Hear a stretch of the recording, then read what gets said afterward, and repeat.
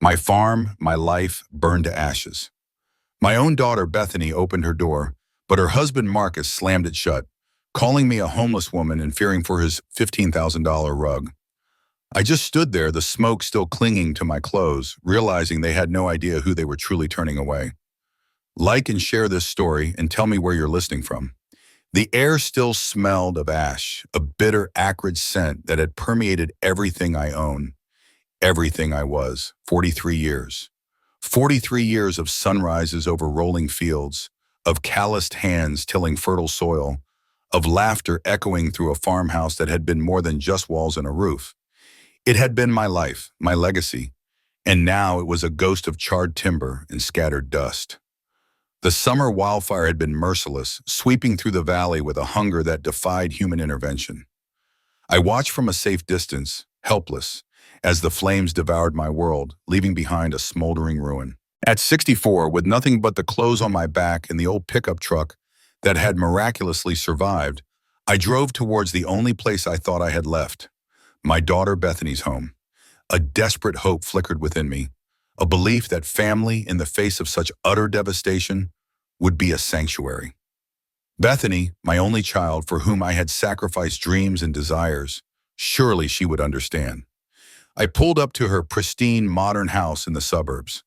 It was a stark contrast to the rustic charm of my farm, gleaming white walls and manicured lawns that seemed to mock the soot and grime clinging to my skin and clothes.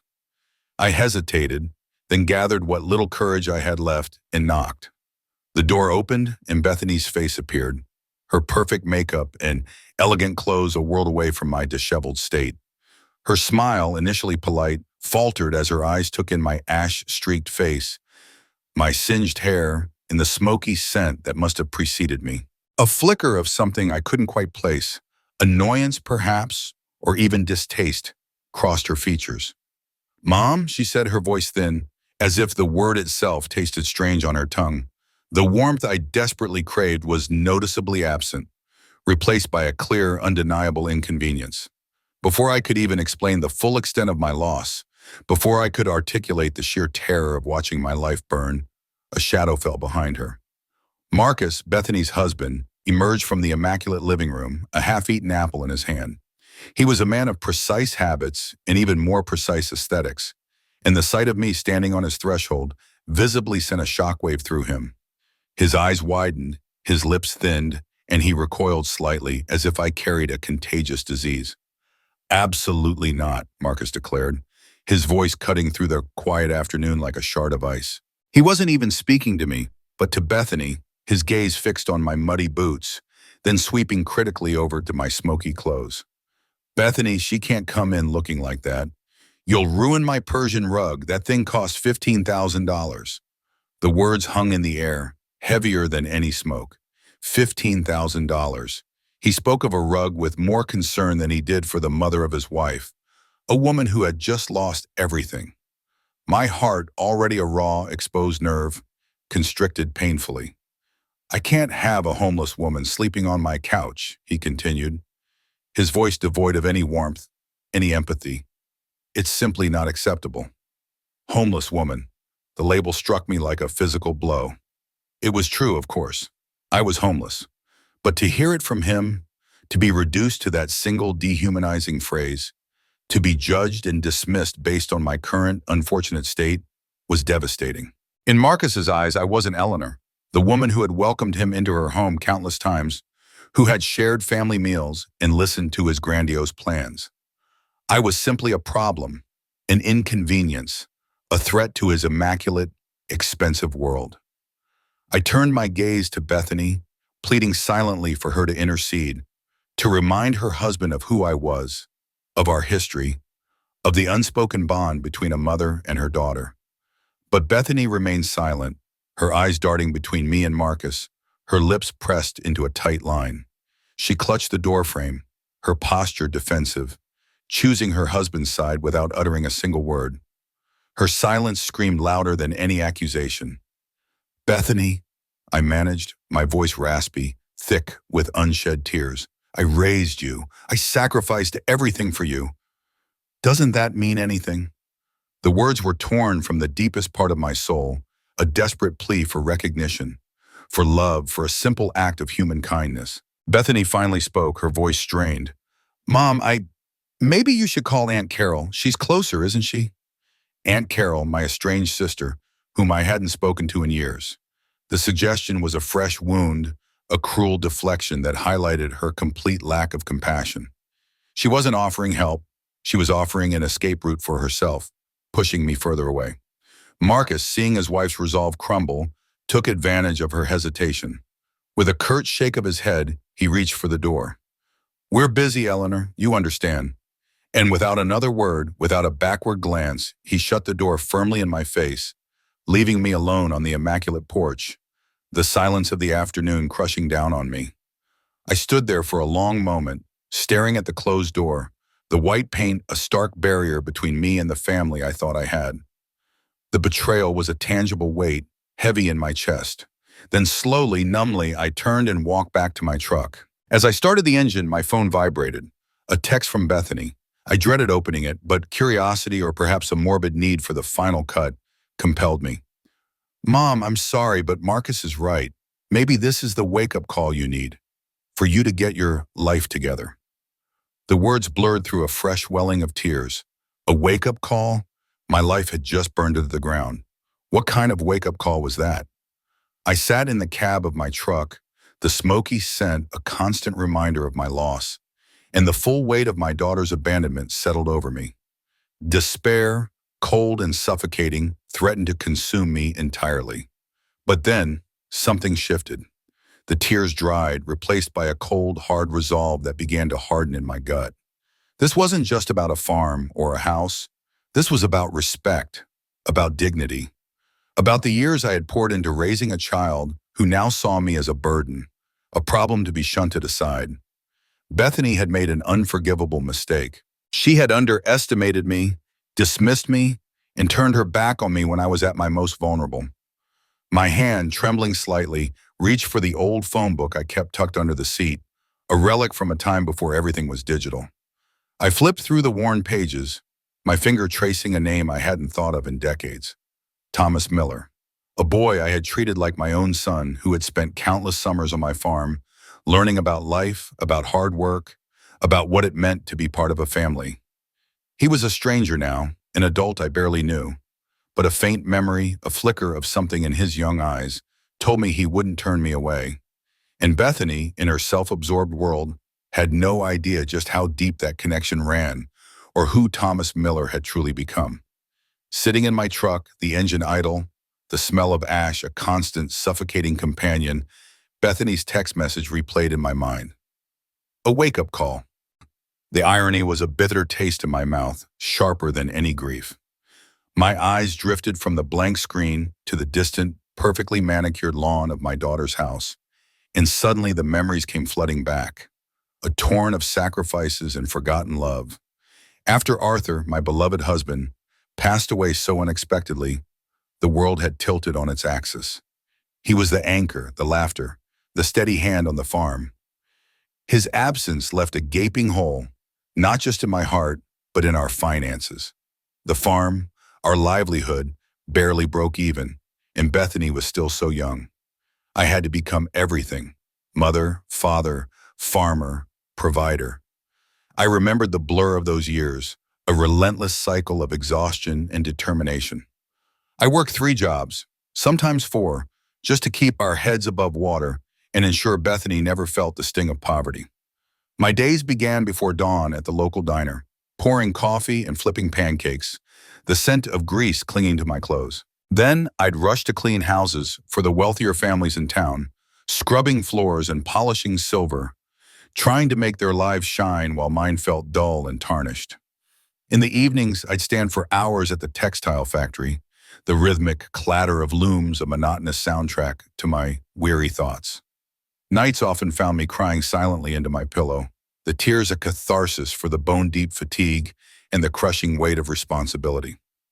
I remember countless dinners where I'd tell Bethany I wasn't hungry, pushing my plate of plain bread and peanut butter aside, so she could have a bigger portion of whatever modest meal I'd managed to conjure.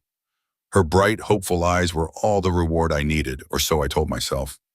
As Bethany grew older, she started to notice.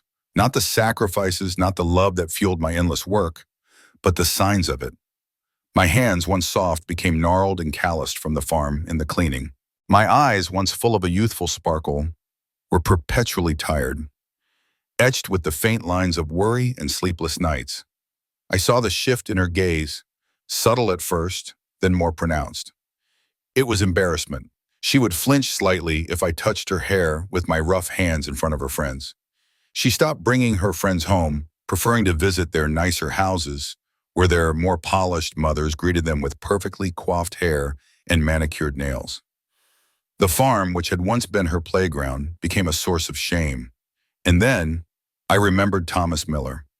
He was the neglected boy from next door, a skinny, quiet child with eyes too old for his face. Arthur had noticed him first. "That boy needs looking after," he'd said one evening, watching Thomas wander alone in their overgrown yard. "His folks aren't right." Arthur had a knack for seeing the unspoken truths. Thomas's parents were often absent, physically or emotionally, lost in their own troubles. After Arthur passed, Thomas became my shadow. He would appear silently, almost magically, when I was struggling with a stubborn fence post or a broken piece of machinery. He never asked to be paid, never expected anything in return. He just helped.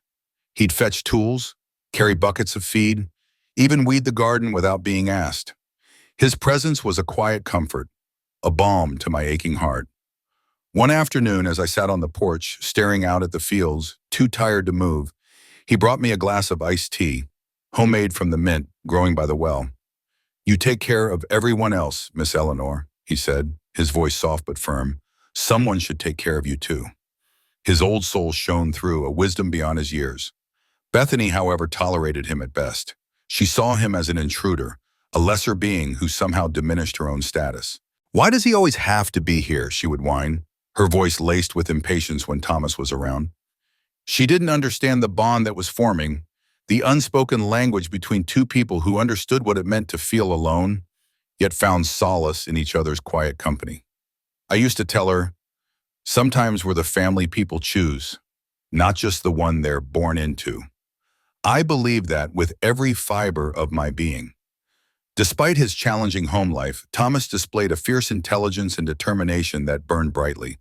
He devoured books, borrowing them from the town library, his mind a sponge for knowledge. He had an uncanny knack for understanding how things worked, not just machines, but systems, patterns. In an era when most kids were just starting to grasp the internet, Thomas taught himself computer programming. He spent hours hunched over an old donated computer in our barn, tapping away, his brow furrowed in concentration. He built things, virtual worlds, and complex algorithms in a small town that barely understood what an algorithm was. His efforts culminated in an astonishing achievement. At 17, Thomas earned a full scholarship to MIT, the prestigious Massachusetts Institute of Technology. The news swept through our small town like wildfire, a tale of triumph against adversity. Many were surprised, but I wasn't. I had seen the fire in him, the relentless pursuit of knowledge, the quiet genius. I remembered our last conversation on the porch swing, the evening before he left for Boston. He was dressed in his best, slightly too large suit, a gift from a kind neighbor. "I wouldn't have made it without you, Miss Eleanor," he said, his voice thick with emotion, his eyes shining. "You gave me a family, a real one. You taught me what that means." He hugged me tightly, a strong, sincere embrace that felt like a lifetime of gratitude. For the past 15 years, our contact had been sporadic. Christmas cards, an occasional phone call, always brief but warm. I'd heard through town gossip, the kind that travels faster than light in a small community, that he'd gone on to do incredible things. "A company in Silicon Valley," they whispered. "Something to do with technology, something big." I never sought details, just rejoiced in his success from afar. Now, as I sat in my charred truck, the bitter taste of rejection still fresh, I realized the profound truth of my life. I had raised two children, one by blood, who had abandoned me at my lowest point, seeing only a burden, the other by choice, who had found a family in me when he had none, and who might just be my last desperate hope. Thomas Miller, the neglected boy, the chosen son, was the name now scrawled on the crumpled piece of paper in my hand. My hand, holding the crumpled piece of paper with Thomas's number, trembled. 15 years. 15 years since I'd last heard his voice, not counting the brief, polite calls around the holidays. The phone felt like 1,000 pounds, each ounce heavy with my despair, my humiliation, and the profound fear that he might not remember me, or worse, that he would. He was a successful man now, a man of power and influence, if the whispers were true. What would he want with a broken, grieving old woman who had lost everything? My fingers hovered over the green call icon, hesitating. But there was nowhere else to go, no one else to turn to. I had no other choice. With a surge of desperation, I pressed the button. The phone rang once, then twice. My heart pounded in my chest, a frantic drumbeat of anxiety. On the third ring, just as I was steeling myself to hang up, to retreat into my silent, smoky truck and accept my fate, a voice answered. Hello? It was deeper than I remembered, richer, carrying the weight of maturity and confidence. But there was no mistaking it. It was Thomas. My own voice when it came was a whisper, a mere wisp of sound. Thomas? This is Eleanor. Eleanor Morrison from the farm. I almost added your old neighbor, but the words caught in my throat. A beat of silence. Then his voice changed, instantly losing its detached professional edge. It was infused with warmth, with concern, with an unmistakable recognition that sent a shiver through me. Miss Eleanor, oh my God, are you okay? Is everything all right? His tone was sharp with worry, his words tumbling out. Tears, which I thought I had exhausted, began to stream down my face, hot and unstoppable. Oh, Thomas, I sobbed, my voice breaking. I'm so sorry. I know this is out of the blue. I shouldn't have called. He cut me off, firmly but gently. Don't you dare apologize. Don't you ever apologize for calling me. You can call me anytime, anywhere, for anything. Do you hear me? His insistence was a lifeline, a strong hand reaching out to pull me from the depths. And so I poured it all out. The wildfire, the relentless flames, the farm reduced to ash, the drive to Bethany's, the desperate hope, Marcus's cruel words, Bethany's devastating silence. I told him how I stood on that pristine porch, smeared with soot and grief, only to be called a homeless woman and have the doors slammed in my face. As I spoke, the dam holding back my emotions finally broke, and I wept, truly wept, for all the loss, all the betrayal. Thomas listened, his sounds conveying a shifting emotional landscape. Initially, there were soft murmurs of sympathy, then sharp intakes of breath, and finally a simmering, controlled anger that resonated even through the phone line. When I finished, the only sound was my own ragged breathing. That woman, Thomas said, his voice now steel, cold and precise, is not the little girl you raised. What Bethany did tonight is unforgivable. She's still my daughter, I weakly interjected, a habit of a lifetime. The maternal instinct to defend, even against the truth. No, Thomas replied, his voice unwavering. A daughter doesn't abandon her mother at her lowest point, not after everything you did for her. There was a conviction in his tone that silenced my protest. He continued, his voice softening slightly, but with an underlying strength. You're the only mother I ever really had, Miss Eleanor, and no mother of mine is going to spend tonight in a shelter or a car, especially not after what you've just been through. Before I could even formulate a response, he was taking charge. Listen to me carefully. I'm going to book you a suite at the Marriott in the next town over. It's about 20 minutes from where you are now. It'll be under your name, already paid for. When you get there, I want you to go straight to the room, order whatever room service you want, and get some rest. Do not worry about a single thing tonight. Just rest. But Thomas, you don't have to. Miss Eleanor, he interrupted, his voice kind but firm. I'm flying out first thing in the morning from San Francisco. I'll be there by lunchtime tomorrow. Just get some sleep. San Francisco, the words echoed in my mind, confirming the whispers of his success. San Francisco? That's quite a trip. He chuckled softly, a sound that held both warmth and a hint of self-deprecation. It is, But like you always taught me, family takes care of family no matter what. You just show up, right? He had remembered. He remembered my words, the very bedrock of the home I had tried to build. Thomas, I said, a new question forming in my mind, one born from the sheer scale of his immediate response. The gossip, they say you've done well for yourself. He paused, a slight hesitation. The company I started after MIT, it's done pretty well, Miss Eleanor. Very well, in fact. I'm wealthy. Very wealthy. How wealthy, Miss Fund? I asked, a strange, almost detached curiosity rising above my shock and relief. Another slight pause, then almost casually, Forbes put my net worth at $2.8 billion last year. Billion. The word hit me with the force of a tidal wave. Billions. My mind struggled to comprehend the magnitude of that number, to connect it with the skinny, quiet boy who used to help me with chores on the farm. Every success I've ever had, Miss Eleanor, he continued, his voice filled with a deep sincerity that cut through the shock. Every single one of them. It all started in your kitchen, in your barn, with your kindness. You gave me the foundation. You showed me what was possible. My heart swelled with a mixture of pride and profound gratitude. I gave you a place to belong. You gave me everything, he corrected gently. And now it's my turn. I promise you, Miss Eleanor, Bethany and Marcus are going to get a wake-up call of their own, one they won't soon forget. And you are never going to worry about having a roof over your head again. Not ever. The morning sun filtered through the heavy drapes of the Marriott suite, painting stripes across the plush carpet. I woke slowly, disoriented, the soft mattress a luxurious contrast to the hard seat of my truck. The events of the previous night swirled through my mind like a dream. The wildfire, the ash, Bethany's closed door, and then Thomas. His voice strong and unwavering, promising help, promising justice, promising a roof over my head. And the number, $2.8 billion.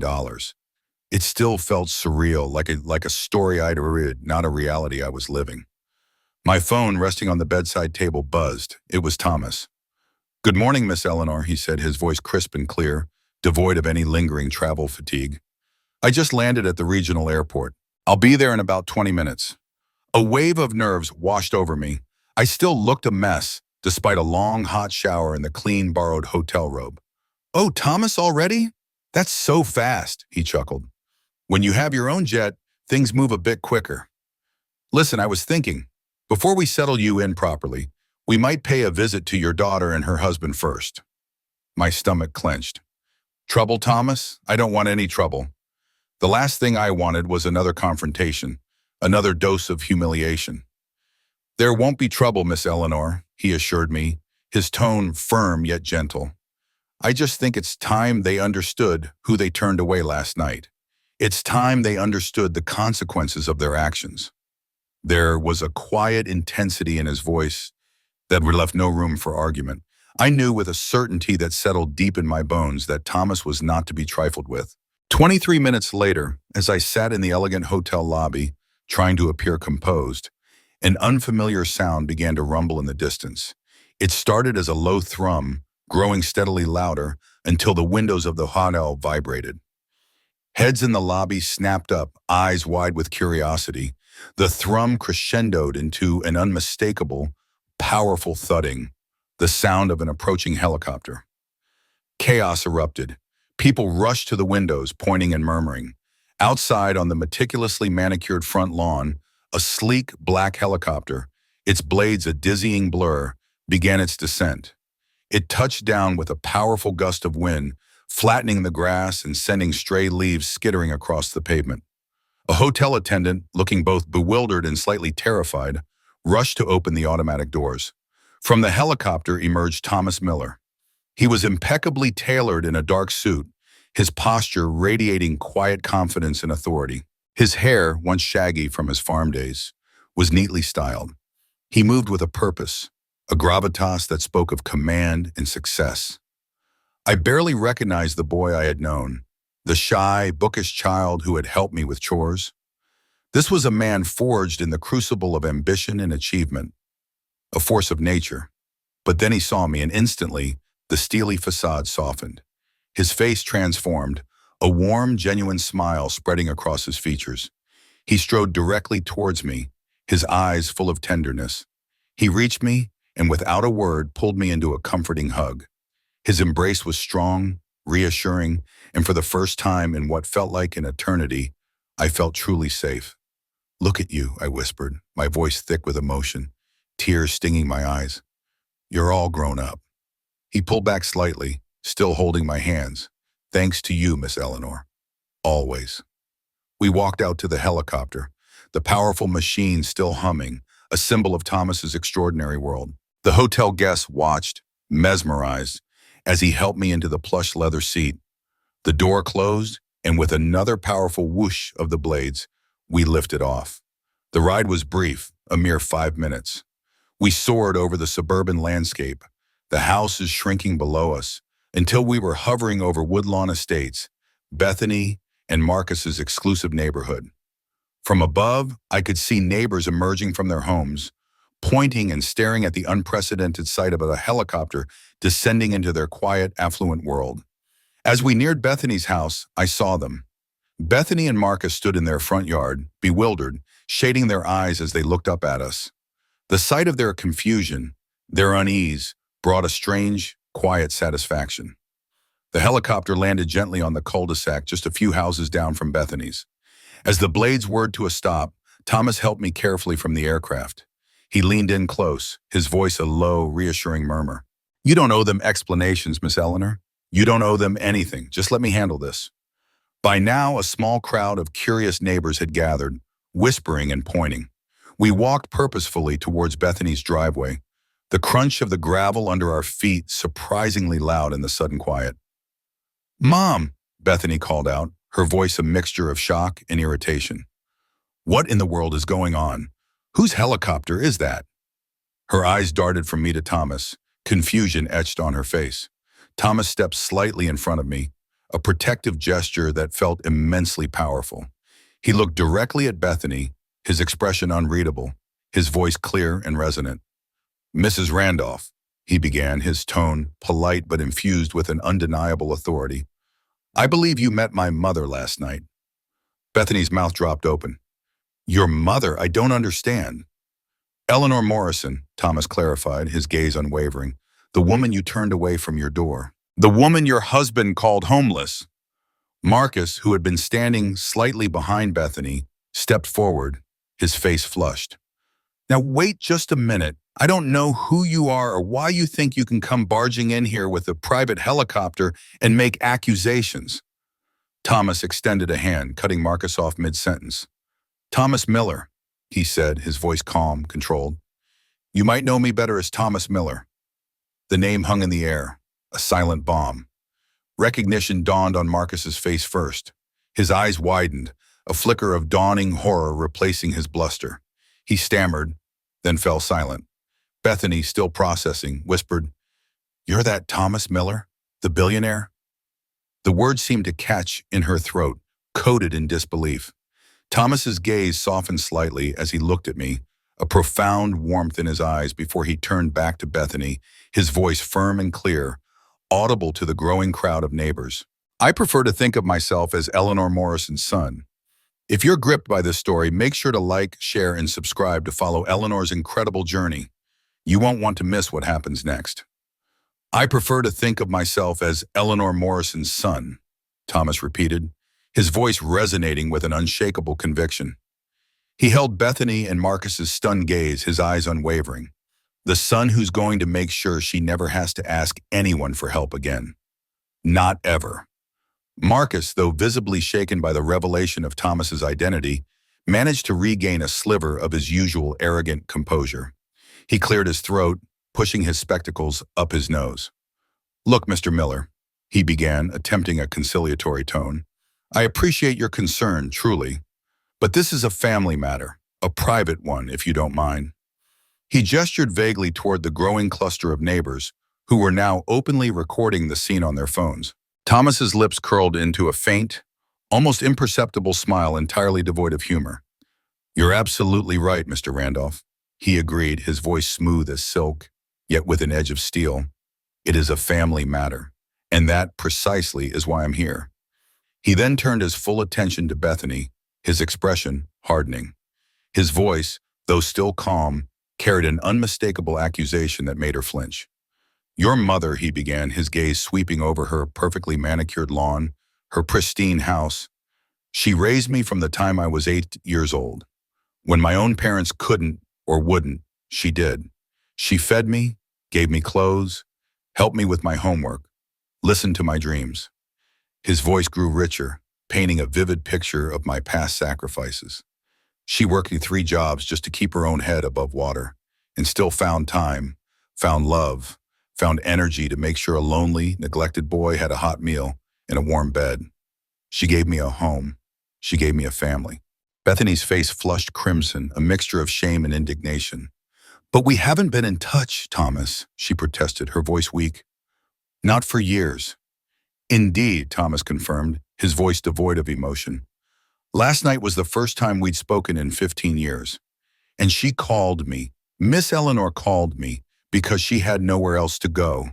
Because the daughter she raised, the daughter she sacrificed everything for, the daughter who enjoyed the fruits of her labor, slammed the door in her face when she needed help the most." Marcus, emboldened by Bethany's feeble defense, stepped forward again. "Now hold on," he interjected, his voice rising. "We have our own family to think about, our responsibilities. We couldn't just have—" "Family?" Thomas echoed, the word dripping with a bitter irony. He fixed Marcus with a stare that would make lesser men crumble. "Let me tell you something about family, Mr. Randolph. Family doesn't abandon each other. Family doesn't call each other homeless when they've lost everything. And family sure as hell doesn't worry more about a $15,000 Persian rug than the woman who gave up her own dreams, her own comfort, her own future, so her daughter could have a better life." The gathered neighbors leaned in, their phones still recording, capturing every searing word of the dramatic confrontation. The air crackled with tension, the silence broken only by the distant hum of the helicopter and the hushed whispers of the onlookers. I felt a surge of emotions, gratitude, fierce protectiveness for Thomas, and a lingering ache for the daughter I barely recognized. I gently touched Thomas's arm, my touch a plea for him to stop. "Thomas, please," I whispered, my voice hoarse. "This is enough." He looked down at me, his gaze softening immediately, the anger in his eyes momentarily replaced by profound affection. "No, Miss Eleanor," he said, his voice dropping slightly so only I could hear. "It's not nearly enough, but it's a start." Then he turned back to Bethany and Marcus, his expression once again resolute. "Let me make something perfectly clear," he declared, his voice carrying to every corner of the cul-de-sac. "Eleanor Morrison is the most important person in my life. She always has been. And from this moment forward, anything she needs, anything she wants, she gets. No questions asked." He reached into his inner jacket pocket and pulled out a long, crisp envelope. From it, he extracted a glossy, official-looking document. "This, Bethany, Marcus," he announced, holding up the paper for them to see, "is the deed to a 7-bedroom, 5-bathroom mansion on 10 acres of land just outside of town. It closed this morning. It's fully furnished, has a brand new barn and enough space for horses, a garden, whatever Miss Eleanor desires." He looked at me, a gentle smile returning. "It's yours, Miss Eleanor, your new home." Bethany and Marcus stared, their faces pale, mouths agape. Marcus's complexion seemed to turn a shade of green, as if he were about to be sick. Thomas wasn't finished. He reached into the envelope again, pulling out another document. "And this," he continued, his voice ringing with authority, "is the declaration of a $25 million trust fund set up in Miss Eleanor's name. She'll never have to worry about money again. Not a single day for the rest of her life. $25 million. The sheer scale of it was unfathomable. Bethany and Marcus looked utterly stunned, their carefully constructed world crumbling before their eyes. Thomas then swept his gaze over them one last time, his voice loaded with significance. "Miss Eleanor doesn't just get a house and money. She gets everything I have. My loyalty, my gratitude, my respect. She gets a family who actually appreciates what she's done, who values her, and who will never, ever turn their back on her." Bethany finally found her voice. a weak, desperate protest. She already has a family, Thomas. She has me. Thomas shook his head slowly, a profound sadness mixing with his unwavering resolve. No, Bethany, she had a daughter. A daughter who taught her last night that sometimes the family you choose is far more loyal, far more loving, and far more deserving than the family you're born into. A profound silence fell over the scene, broken only by the distant chirping of birds and the faint whirring of the helicopter. The message was clear, devastating, and undeniable. The silence that followed Thomas's declaration hung heavy in the air, thick with unspoken truths and undeniable consequences. He then turned to me, his gaze full of warmth and reassurance. Miss Eleanor, he said, his voice gentle, a car is waiting to take you to your new home. Elena, David, and Isabella are expecting you. They'll make sure you have everything you need. He gestured towards the sleek black sedan that had pulled up silently behind the helicopter. As we began to walk away, leaving Bethany and Marcus standing frozen in their driveway, a desperate voice cut through the stillness. Mom, wait, Bethany cried out, her voice cracking. Can we talk? Please. I paused, turning to face my daughter. The pristine suburban setting, which moments ago had seemed so perfectly suited to her, now seemed to highlight her diminished state. Her shoulders slumped, her carefully constructed composure shattered. She looked small, utterly defeated. What is it, Bethany? I asked, my voice calm, betraying none of the turmoil within me. She stumbled over her words, searching for an excuse, a way to mend the gaping chasm she had created. Mom, I'm so sorry. Last night, it was such a shock. We were just unprepared. We didn't know what to say. Unprepared, I repeated, a pointed question in my tone. What did you mean to do then, Bethany? What was your plan? Bethany wrung her hands. We figured you'd work something out on your own, Mom. You always do. We didn't realize how serious the situation was. We thought you just needed a little time.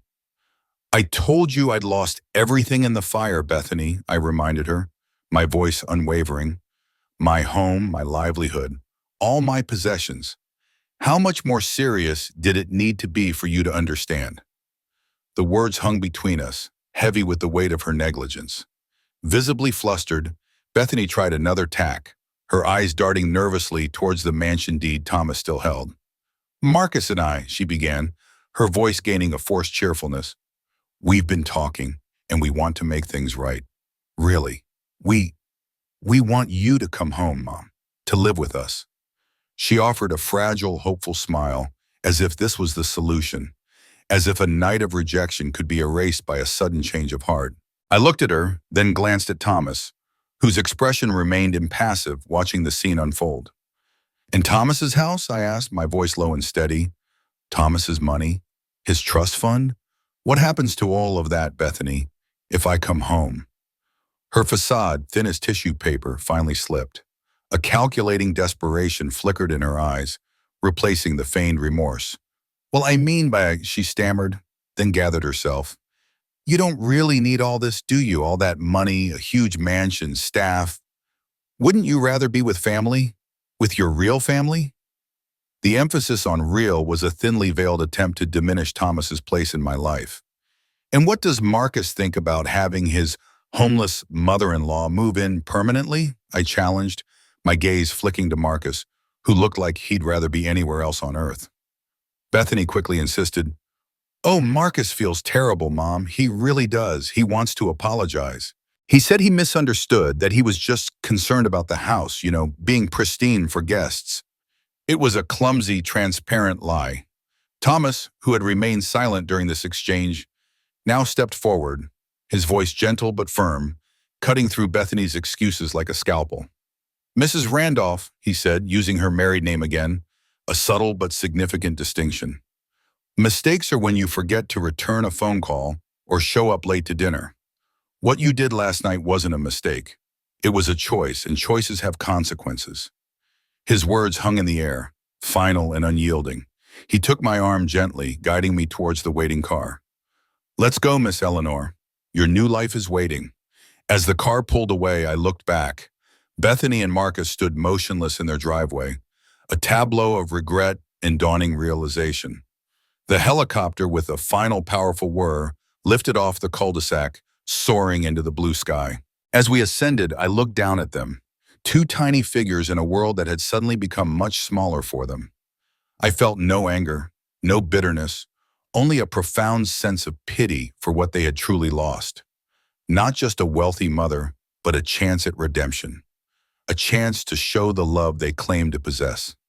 A short drive later, we arrived at a magnificent colonial mansion nestled among rolling hills and mature trees.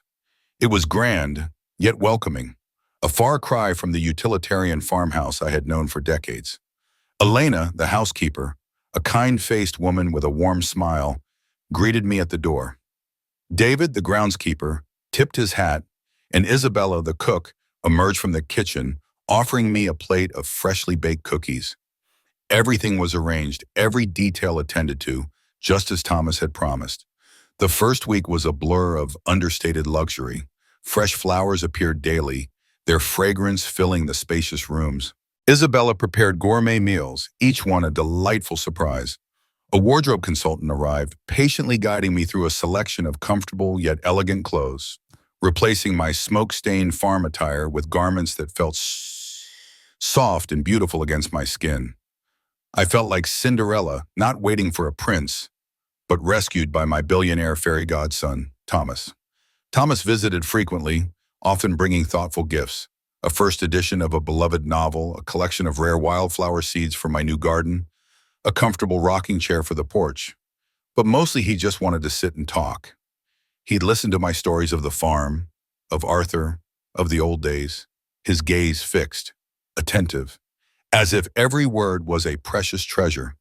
And in those quiet conversations, I realized that for all his billions, all his success, what Thomas truly cherished was the simple connection, the genuine family bond that money could never buy.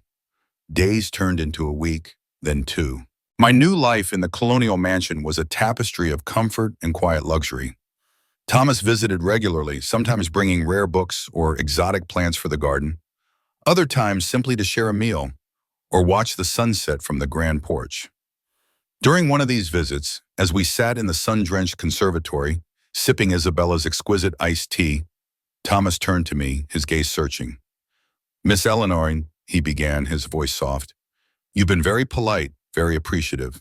But are you truly happy? Is this what you wanted?" He had always possessed an uncanny ability to see beyond the surface, to intuit the unspoken truths. I sighed, a long, weary exhalation. "I'm adjusting, Thomas. It's all so much. After all these years of doing everything myself, of caring for everyone else, it feels strange to be cared for, to have people anticipating my needs before I even realize them." It was a profound shift, one that, despite the overwhelming generosity, left me feeling a little untethered. Thomas reached across the glass-topped table and gently squeezed my hand. "You spent 40-some years taking care of everyone else, Miss Eleanor. Building a home, raising a daughter, looking after a neglected boy who had nowhere else to go. It's your turn now. It's time for you to be taken care of." His words were a soothing balm, easing a discomfort I hadn't fully articulated even to myself. Later that evening, as I was settling into the quiet comfort of the library, immersed in a novel, Elena appeared at the doorway. "Mrs. Morrison," she announced, her voice slightly strained, "your daughter Bethany is here. She says it's urgent." My heart gave a little lurch. I knew this visit was coming. I simply hadn't known when. "Show her in, Elena," I said, closing my book. Bethany entered, her eyes wide as they swept across the richly paneled walls, the floor-to-ceiling bookshelves, the opulent furnishings of my new library. She was dressed carefully, in her best tailored dress and high heels, as if trying to impress. The contrast between her carefully cultivated appearance and the raw desperation emanating from her was striking. She looked smaller somehow, diminished in the vastness of the room. She struggled to speak, her gaze flitting from the antique globe in the corner to the intricate rug beneath her feet. "Mom," she finally managed, her voice barely a whisper, "this place is incredible. I had no idea Thomas Miller had done so well for himself." It was less an observation and more an involuntary confession of her shock. Then the tears came. Real tears, not the performative kind. She sank into a plush armchair, her composure crumbling. Mom, I am so truly sorry about last night, about everything. It was such a shock. Marcus and I were just unprepared. We didn't know what to do. Unprepared? I pressed, echoing my earlier question. What did you mean to do then, Bethany? When you left me on your doorstep covered in ash, telling you I'd lost everything, what was your plan for me? She sniffled, pulling a lace handkerchief from her purse. We figured you'd work something out on your own, Mom. You always do. We didn't realize how serious the situation was. We thought you just needed a little time to gather yourself. I told you I'd lost everything in the fire, Bethany. I reminded her, my voice gentle but firm, allowing no room for evasion. How much more serious did it need to be for you to understand? For you to show me an ounce of compassion? Bethany shifted uncomfortably, then looked up, her eyes pleading. Marcus and I have been talking, Mom, truly, and we want to make things right. We want you to come home, to live with us. Your room is still there. We can make it comfortable. Your family. I observed her closely, watching the delicate dance between genuine remorse and self-interest. It was a familiar pattern. In Thomas's house? I asked, my voice even. Thomas's money? His trust fund? What happens to all of that, Bethany, if I come home? Her mask, for a fleeting moment, slipped entirely. A flicker of something calculating, avaricious, crossed her features before she quickly composed herself. Well, I mean, you don't really need all this, do you, Mom? All this luxury, all this wealth. Wouldn't you rather be with family? Your real family? The words were carefully chosen, designed to appeal to my sense of loyalty, while simultaneously undermining Thomas's generosity. And what does Marcus think? I continued, pressing the point, about having his homeless mother-in-law move in permanently. The one he was so worried about ruining his precious Persian rug? Bethany insisted, her voice tight. Oh, he feels terrible, Mom, truly. He wants to apologize personally. He said he was just in shock, worried about the house, being pristine for guests, you know. Then her composure finally cracked. The carefully constructed facade dissolved, and the raw, ugly truth spilled out, unbidden, heartbreakingly honest. Yes, Mom, she sobbed, her voice choked with tears. We were protecting ourselves from you, from your problems, your neediness, your constant reminders of everything we've worked so hard to rise above. I was embarrassed by the farm, by your calloused hands, by our poverty. You were a constant reminder of everything I'd run away from, everything I never wanted to be. Her confession hung in the air, a devastating admission. It was brutal, raw, and for the first time, truly honest.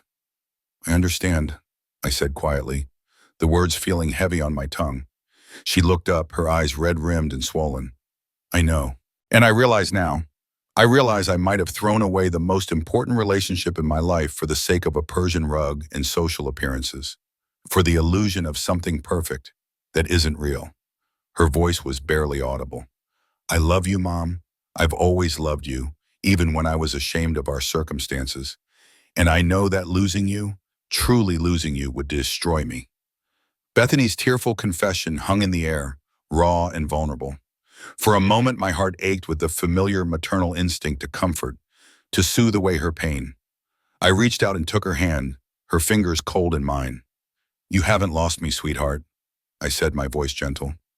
Not entirely. I looked into her red-rimmed eyes, seeing the fear and regret. But the relationship we had before, the one where I gave, and you took it for granted, the one built on my endless sacrifices and your quiet shame, that relationship is gone. It burned up with my farmhouse, Bethany, reduced to ashes and smoke. Her face crumpled further. Then what's left, Mom? She whispered, her voice fragile. Maybe nothing, I replied, my gaze steady. Maybe something better than what we had before, but that's not for me to decide right now. That's up to you to figure out. I squeezed her hand once more, then released it. Go home, Bethany. Go home and decide what kind of daughter you want to be going forward. What kind of person you want to be. I stood, signaling the end of our conversation. As for me, I continued, walking towards the library door, I will be living my life, Bethany. For the first time in decades, I'll be living just for me. for my own peace, my own happiness, without obligation. Bethany rose slowly, her eyes still fixed on me, a mixture of disbelief and dawning understanding on her face. She hesitated for a moment, as if wanting to say more, then turned and quietly left the library. I heard the front door click shut moments later. After she was gone, I returned to my armchair, the silence of the room profound. The painful truth of our conversation, harsh as it was, settled over me, not with bitterness, but with a strange, freeing clarity. It was a truth I had needed to speak, and she, perhaps, had needed to hear. My phone buzzed, pulling me from my thoughts. It was a text from Thomas. "Dinner tonight? Isabella's making your favorite pot roast. And I found a documentary about wild horses I think you'll love." A small smile touched my lips. Our chosen family pun, forged in kindness and loyalty, was stronger than any decree of blood. 6 months later, my new life had taken root, blossoming into something beautiful and unexpected. I was thriving. My days were filled with simple joys and new pursuits. I had rediscovered my love for painting watercolors, capturing the vibrant hues of the estate's sprawling gardens. I volunteered at a local animal shelter, finding solace and purpose in caring for creatures who, like me, had once felt lost and alone. And to challenge my mind, I had even enrolled in a literature class at the community college, devouring classic novels with a renewed sense of wonder. The greatest luxury, I realized, wasn't the mansion or the money, but the feeling of being someone's priority instead of someone's obligation. Thomas visited weekly, sometimes bringing along business colleagues, whom he proudly introduced to me. "This is Miss Eleanor," he would say, his voice brimming with respect. "She taught me everything that matters about integrity and loyalty." His words were a constant affirmation, a testament to the enduring power of genuine connection. One afternoon, a delivery truck rumbled up the long driveway. Thomas, beaming, personally supervised the unloading of a large, carefully crated item. When the crate was opened, my breath caught in my throat. It was my old kitchen table from the farmhouse. Scuffed, scarred, but miraculously intact, it had been carefully salvaged from the ruins, cleaned, and lovingly restored. "It's where we had all those conversations, Miss Eleanor," Thomas said, his eyes twinkling. "Where you gave me the foundation. It belongs here, with you." Tears welled in my eyes. It was more precious than any antique. Life moved on, and so did the world around Bethany and Marcus. One evening, my phone buzzed with an incoming voicemail notification. It was Bethany. Her voice, thin and strained, sounded different, devoid of its usual cultivated composure. "Mom," she began, "things have gotten complicated here. Really complicated. I need your advice. Please call me back." I listened to the message once, then a second time. A wave of complex emotions washed over me, a flicker of the old maternal worry, quickly followed by a quiet sense of detachment. She was facing the consequences of her choices, just as Thomas had said. Without hesitation, I pressed the delete button. Through mutual acquaintances, the kind of small-town gossip that always finds its way, I learned snippets of their changing fortunes. Marcus, it seemed, had been passed over for a major promotion at his company. The word had apparently gotten around, whispers of his callous treatment of his mother-in-law, broadcast to the entire neighborhood by a helicopter, had seeped into his professional life. Their social standing, once so paramount to them, had plummeted. Potential clients for Marcus's business, discreetly checking references, were suddenly less keen to work with a man whose moral compass seemed so skewed. The financial pressure had begun to mount. The shiny BMW Marcus once flaunted was gone, sold to alleviate some of the strain. They were reportedly considering downsizing their pristine house, the very one I had been denied entry to. And the infamous Persian rug, the one that had been valued at $15,000, the one that had been deemed more important than my well-being? I heard, with a faint, ironic smile, that it had been quietly sold on eBay, a symbol of their changing priorities, forced by circumstances rather than compassion. As the weeks and months continued, I came to a profound realization.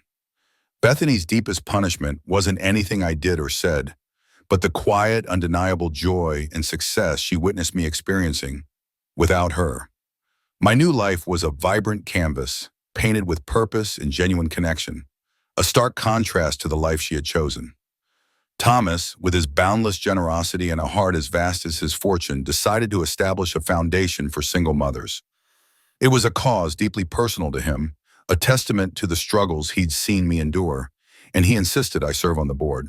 Its mission was to provide emergency grants, mentorship, and resources to women striving to give their children a better life, just as I had for Bethany and him. The inaugural gala for the foundation was held in San Francisco. Thomas flew me out on his private jet, a breathtaking experience. He had a team of stylists and designers dress me in an exquisite gown, making me feel like royalty. At the gala, a glittering affair attended by Silicon Valley's elite, he introduced me to everyone, his arm proudly around my shoulders, as my mother, Ada Morrison. Around my neck, I wore a simple silver chain from which hung a small engraved pendant. World's greatest mom, a gift from Thomas. That night, with Thomas by my side, sharing stories of my struggles and triumphs, we helped raise over $12 million for single mothers. Standing on that stage, looking out at a sea of sympathetic faces, I reflected on my own past, the peanut butter sandwiches, the aching fatigue, and now my ability to advocate for women just like my former self. It was a full circle moment, more meaningful than any personal fortune. A few days later, a local newspaper, sent by Thomas's assistant, arrived with a prominent photo on the social page.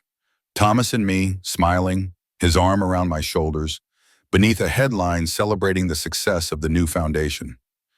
3 days after that, the familiar chime of the doorbell announced an uninvited guest. It was Bethany. She stood on my pristine front porch, looking tired, older than her years, and undeniably desperate. Her dress, once a symbol of her careful upward mobility, now looked cheap and ill-fitting. She had none of her usual polish, none of her carefully constructed composure. "Mom," she said, her voice hollow. "Marcus filed for divorce." She wrung her hands. He blamed me for everything, for the business problems, for his missed promotion. He said I ruined his career. Her eyes, once so bright, were dull and distant. "I've lost everything, Mom, everything. I'm working at Murphy's Diner now." A twinge of recognition, a ghost of memory stirred within me. Murphy's Diner, the place where my own journey of endless work had begun so many decades ago. I remembered the smell of grease, the clatter of plates, the aching feet. But my path to Murphy's had been one of necessity, a sacrifice for her. Bethany's path was one of choice, the consequence of her own actions. I looked at her, my heart a complex mix of sympathy and detachment. "Bethany," I said, my voice gentle but firm, "I am truly sorry to hear that. No one deserves that kind of pain." I paused, then added, "But your problems aren't mine to solve anymore." Her eyes widened, a flicker of panic. "People make mistakes, Mom," she pleaded, her voice rising. "Don't I deserve forgiveness? A second chance?" I looked at her, not as the scared child she once was, but as the calculating woman she had become, the woman who had weighed her mother's worth against a rug. "Forgiveness isn't the same as rescue, Bethany," I stated, my voice unwavering. "I forgave you months ago. Forgiving you for your choices and actions. For the pain you caused, that was for my own peace. But forgiving you doesn't mean I'm going to save you from the consequences of your actions." A desperate anger flared in her eyes. She pulled out her phone, snapping photos of the mansion, the garden, her face tight with a mixture of resentment and something akin to a childish desire to prove her proximity to wealth. Then, without another word, she turned and left, her heels clicking faintly on the flagstone path. The next morning, Thomas and I sat on the porch, sipping coffee, watching the sunrise paint the sky with hues of rose and gold. I told him about Bethany's visit. He listened silently, then squeezed my shoulder gently. "You don't owe her anything more than what you've already given, Miss Eleanor. You gave her everything a mother could give, and you gave me the same. What she does with her life now is her own responsibility." As if on cue, my phone buzzed. It was a text from Sofia Rodriguez, one of the foundation's recent recipients. Her daughter's emergency surgery, paid for by the fund, had been a success. "Thank you, Eleanor," the text read. "You saved my daughter's life." Thomas looked at the message, then back at me, his eyes full of warmth. "This," he said, squeezing my shoulder again, This is what matters, Miss Eleanor. This is the legacy you're building, not houses or rugs or social appearances. It's lives. It's hope. It's real, tangible good in the world.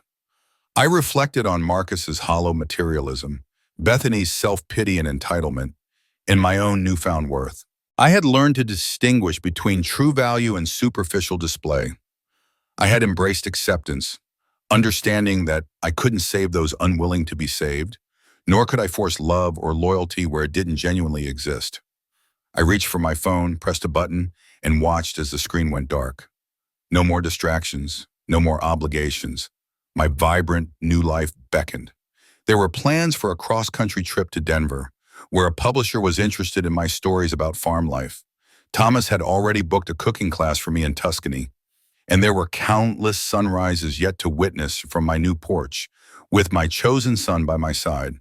I was living a life deserved, chosen, valued, and loved by Thomas. Some families, I finally understood, are born, some are built, and some are earned through the crucible of kindness and loyalty. I had finally learned the difference, and it had made all the difference in the world.